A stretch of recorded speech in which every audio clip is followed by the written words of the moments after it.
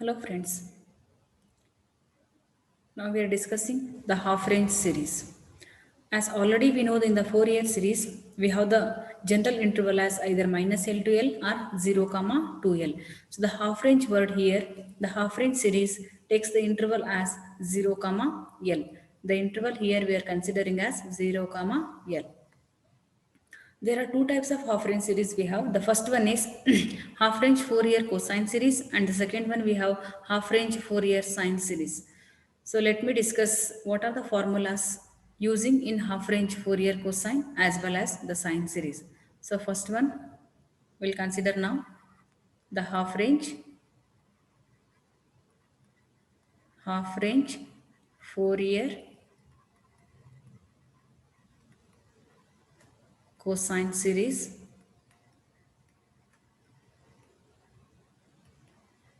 is given by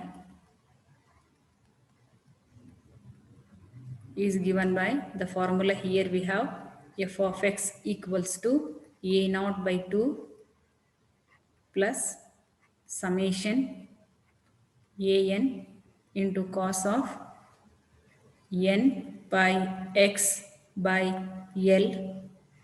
Summation value takes as n from 1 to infinity. So half range Fourier cosine series, we have here f of x is equal to a naught by 2 plus summation n from 1 to infinity a n cos nx n pi x by l. So here the coefficients what we have, that is a naught, given by the formula 2 by l into 0 to l f of x dx. The Fourier coefficients we are using here, f of x is equal to 2 by l 0 to l f of x dx. Similarly, the formula for an second coefficient we have 2 by l into 0 to l f of x into cos of n pi x cos of n pi x by l into dx.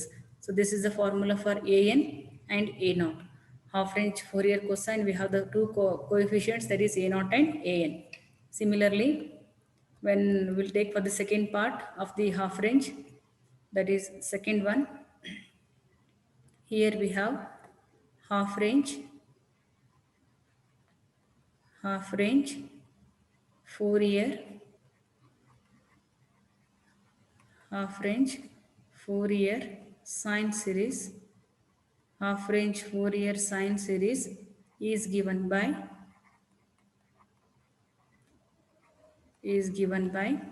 we have the formula for sine as f of x equals to summation bn into sine of n pi x by l. So n takes the value from 1 to infinity. We have the half range Fourier sine is nothing but summation of bn into sine n by x by l. The formula for bn here we are using as 2 by l integral from 0 to l f of x into sine of n pi x by l into dx.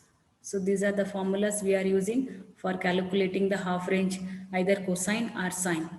Okay, sometimes they will give the interval is from 0 to 1 arbitrary. By that term we have to substitute the value of l is equal to 1 wherever we have in the cosine series as well as the coefficient. Similarly in the sine series with the coefficients.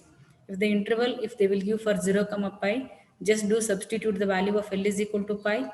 According to that, you have to write the half range Fourier cosine series along with the Fourier coefficients, that is a naught and an. Similarly, if the question is based on the Fourier sine series, half range Fourier sine, then we have to replace the value of l is equal to pi in the formula as well as the coefficient. From this, we can identify the half range Fourier cosine series or the half range Fourier sine series. If you will observe the formula, here, half range Fourier cosine series is the formula is same as what we discussed in the Fourier series of even function, right? In the Fourier series even function, the formula will be same, and here also half range Fourier cosine, again the formula will be same. It is of the same of even function formula. If we'll observe about the sine series, you can observe here f of x is equal to summation of bn into sine n pi x by l, where bn. If we'll observe these two, we'll come to know in the Fourier series, if the function is odd, we are using the same formula. If we'll compare this is the odd function and this one will be the even function. So any kind of the examples, if they will ask you to find out for the half range Fourier cosine series or the half range sine Fourier sine series, we have to use these formulas to identify the solution of the given example based on the interval. First, we have to observe the interval. Here we have discussed about the general formula. You may have the interval as 0, 1, 0, 2 or 0, pi. That kind of examples we are simplifying with the help of this standard formulas, general formulas. Thank you.